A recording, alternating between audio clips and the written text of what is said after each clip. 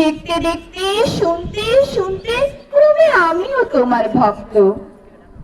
মা গাইতেন বীর সুভাষের মহান দেশ।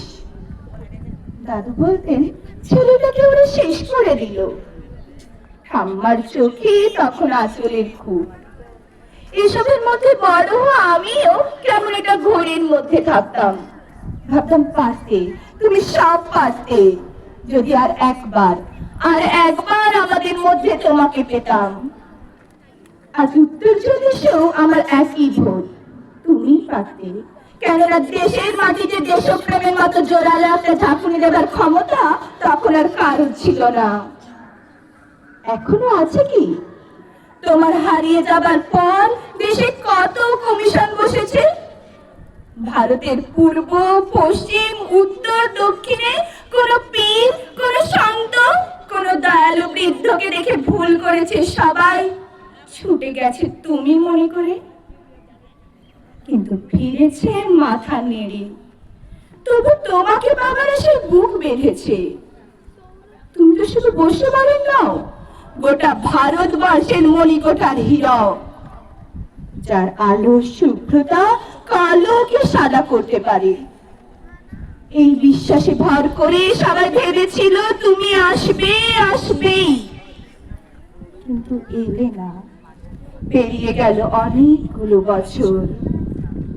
তুমি এখন বিমানবন্দরের সভা সমিতিতে তেমন কিছুর নামকরণেও শুধু হৃদয় যেন দোলা দেয় না।